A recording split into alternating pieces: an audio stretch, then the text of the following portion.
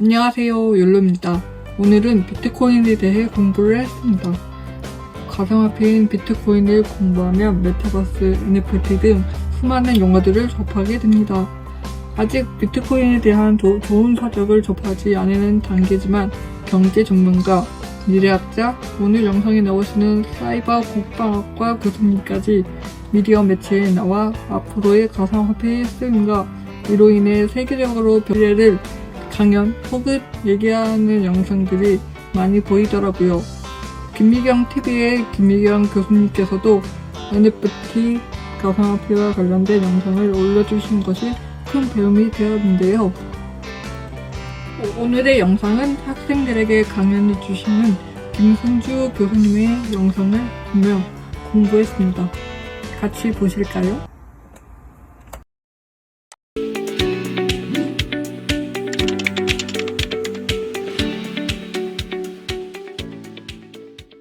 네, 안녕하십니까. 고려대학교 김승주 교수입니다.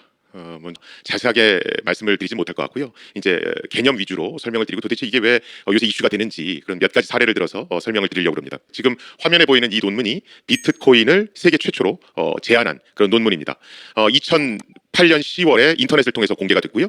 저 논문이 실제로 소프트웨어로 구현돼서 동작하기 시작한 건 2009년 1월입니다. 그리고 저 비트코인이라는 걸 이용해서 실제 물건을 구매했던 것은 2010년 5월입니다. 지금 제목에는 비트코인 이렇게 써 있고 저자로는 사토시 나카모토 이렇게 되어 있습니다. 저자 이름이 일본 사람처럼 보이지만 실제 저 사람이 일본 사람인지 아닌지 살았는지 죽었는지 일절 알려진 바가 없습니다. 저 논문을 발표하고 처음에는 이메일을 통해서 주로 세상과 대화를 나누다가 몇 년 후에는 완전히 종적을 감춥니다. 그래서 사토시 나카모토가 살았는지 죽었는지 생사 여부 자체가 알려져 있지 않고요. 인터넷상에서는 내가 사토시 나카모토요 이렇게 주장하는 사람들도 제법 있는데 사실은 공식적으로 인정받고 있지는 못합니다. 제가 어디서 강의를 하든 간에 빠지지 않는 질문이 있습니다. 오늘도 이제 그 질문이 나올 것 같은데 하지 마시라고 제가 미리 말씀을 드리면 비트코인을 사야 될까요? 말아야 될까요? 얼마나 올라갈까요? 이런 질문에 대한 답은 사실 저도 모릅니다. 제가 무슨 경제학하는 교수가 아니기 때문에. 근데 제가 이제 확실하게 말씀드릴 수 있는 건 비트코인이 사라지더라도 암호화폐는 절대로 사라지지 않는다. 이 말씀은 제가 확실하게 드릴 수가 있습니다. 왜 그러냐면 비트코인이 세계 최초의 암호화폐다. 이렇게 알고 계시는 분들이 있으세요. 그런데 그건 잘못된 거고요. 실제로 암호화폐의 역사는 일반인들이 생각하는 것보다 훨씬 더 오래됐습니다. 최초로 암호화폐의 개념을 이 세상에 선보인 사람은 지금 논문의 오른쪽 상단에 그 산타크로스 할아버지 같이 수염 나신 분 보이시죠? 저분이 이제 데이비드 차움이라고 하는 굉장히 유명한 과학자입니다. 저분이 비트코인이 나오기 26년 전에 그러니까 1982년에 세계 최초로 암호화폐의 개념을 세상에 내놓습니다.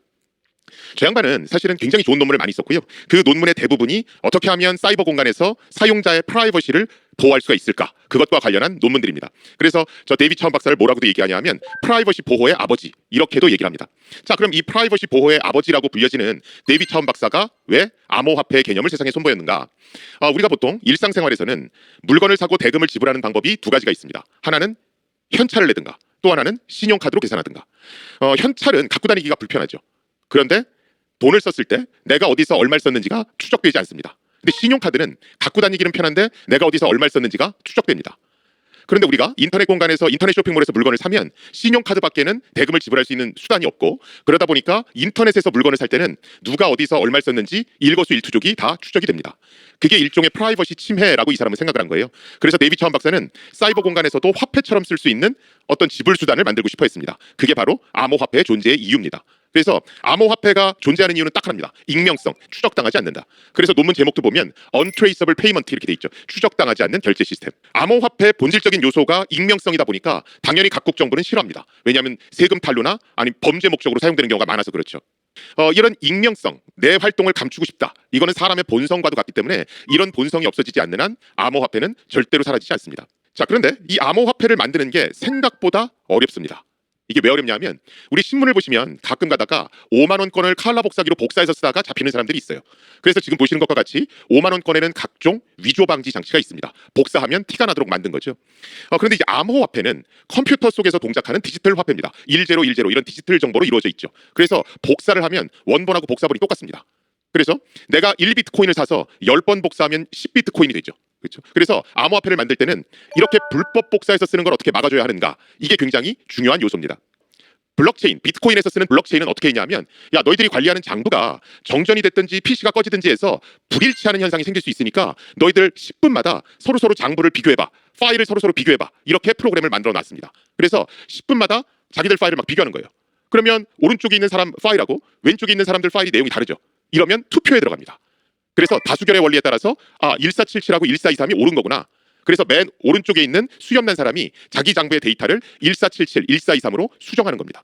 여러분들이 신문 같은 걸 보시면 블록체인은 해킹이 불가능합니다, 이런 문구를 되게 많이 보실 수 있죠. 그런데 오늘 이 시간부터 블록체인은 해킹이 불가능하다 이렇게 쓴 기사나 그렇게 써져 있는 책 같은 걸 보시면 그냥 그 책 버리셔도 됩니다. 틀린 내용 써져 있으니까. 블록체인은 해킹이 불가능한 기술은 아니고요. 블록체인이 갖는 특징은 지금 화면에 보는 딱 네 가지입니다. 첫 번째, 탈중앙화. 모든 사람들이 블록체인이라는 걸 구동시켜서 투표를 통해서 모든 걸 결정하죠. 그렇게 해서 중앙의 은행을 없앴죠. 그래서 블록체인 기술을 이용하면 중앙의 관리기관을 없앨 수 있습니다. 모든 걸 투표로 결정할 수 있어요. 그래서 탈중앙화가 블록체인의 첫 번째 특징입니다. 또 두 번째는 투명성. 지금 보시면 1477, 1423번이 기록된 장부가 3명의 PC에 다 있죠. 그래서 네가 볼 수 있는 데이터는 나도 똑같이 볼 수 있다. 그래서 투명성이 블록체인이 갖는 두 번째 특징입니다. 세 번째는 불변성. 지금 1477, 1423번이라고 기록된 장부가 3명의 PC에 다 있잖아요. 그렇죠? 예를 들어서 장부에 기록된, 파일에 기록된 내용을 수정하려면 3명 PC에 있는 저 장부, 저 파일을 다 수정해줘야 됩니다. 근데 예를 들어서 비트코인 사용자가 전 세계에 1억 명이면 1억 명 PC에 있는 데이터를 다 바꿔줘야 되죠. 현실적으로 불가능합니다. 그래서 블록체인이 갖는 세 번째 특징은 데이터의 영구 보존성, 불변성입니다. 마지막으로 블록체인이 갖는 네 번째 특징은 가용성입니다. 똑같은 데이터가 여러 PC에 중복해서 저장돼 있기 때문에 가운데 있는 사람 PC에 해커가 들어서 파일을 지워버렸어요. 그러면 옆에 있는 사람 장부를 가져다가 복사해오면 되죠. 그래서 블록체인을 이용해서 데이터를 저장할 경우에 해킹을 당하더라도 원상복구하기가 굉장히 쉽습니다. 자, 그래서 보통 블록체인을 분산 장부라고 얘기하잖아요. 그런데 제가 강연할 때는 블록체인은 인터넷 투표 기능이 내장된 분산 장부입니다, 이렇게 설명합니다.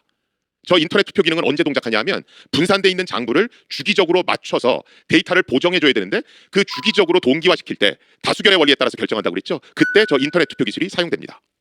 우리가 블록체인이 세상을 바꾼다, 탈권위주의적이다, 이런 얘기 되게 많이 하잖아요. 왜 그러냐면 블록체인이 분산 장부라서 그런 게 아니고 블록체인은 본질적으로 인터넷 투표 기능을 내장하고 있습니다. 그래서 암호화폐가 완성됐다는 얘기는 블록체인이 완성됐다는 얘기랑 똑같고요. 블록체인이 완성되면 인터넷 투표 기술이 완성되는 것과 똑같습니다. 그러면 저 인터넷 투표 기술을 떼다가 어디다 쓸 수 있습니까? 우리가 지금 국민 투표를 하는 경우는 딱 두 번이죠. 대통령 뽑을 때하고 국회의원을 뽑을 때. 우리가 왜 국회의원을 뽑습니까? 모든 국가의 안건에 대해서 국민 투표에 붙이자니 시간하고 돈이 너무 많이 소비되는 거예요. 그런데 인터넷 투표 기술, 해킹이 안 되는 인터넷 투표 기술이 완성이 되면 우리나라 같이 스마트폰 강국의 인터넷 강국은 모든 안건을 전부 다 국민 투표에 붙일 수가 있습니다. 직접 민주주의가 실현되는 거죠. 그래서 블록체인이 세상을 바꾼다라고 얘기하는 겁니다. 우리가 또 신문에서 보시면 가상화폐, 암호화폐 이런 표현을 되게 많이 들으실 수 있어요. 그런데 데이비 차원 박사가 처음 제안한 암호화폐 논문도 그렇고 사토시 나카모토가 비트코인을 제안한 논문도 그렇고 암호화폐니 가상화폐니 이런 표현 안 쓰죠. 일렉트로닉 캐시라고 써 있습니다. 전자화폐라고 돼 있죠.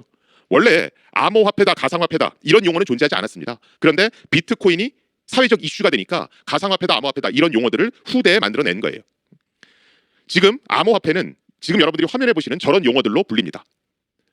일렉트로닉 캐시, 즉 전자화폐는 정부가 만들었느냐 아니면 민간 기업이 만들었느냐에 따라서 용어가 나눠집니다. 정부가 만든 일렉트로닉 캐시를 우리가 CBDC 이렇게 얘기합니다. 센트럴 뱅크 디지털 커런시.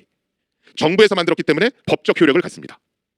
민간 기업이 만든 전자화폐 일렉트로닉 캐시는 중앙 집중형이냐 아니면 블록체인을 이용해서 탈중앙형으로 만들었느냐에 따라서 용어가 또 나뉩니다. 민간 기업이 만들었는데 데이비 차원 박사가 만든 것처럼 중앙 집중형 형태로 만들었다. 그럼 우리가 가상화폐 이렇게 부릅니다.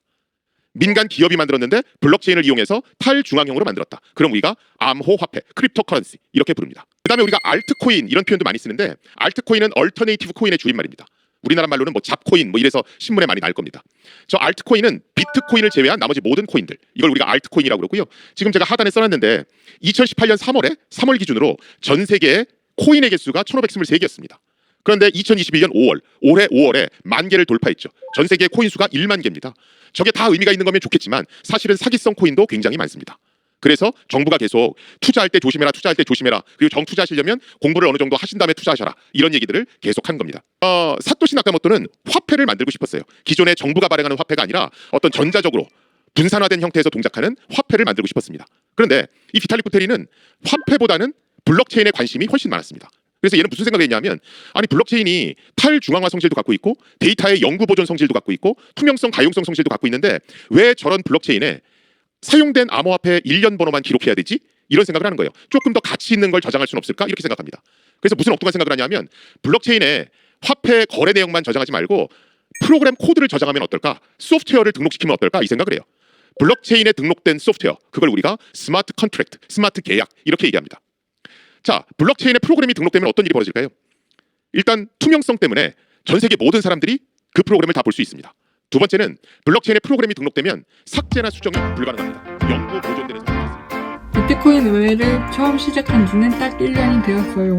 하지만 정말 아무 지식 없이 그저 돈만이 벌었다는 소소지휘의 소식에 덜컥 발을 들여놓았습니다. 초심자의 행운이라는 단어가 딱 들어맞는 경험을 했습니다.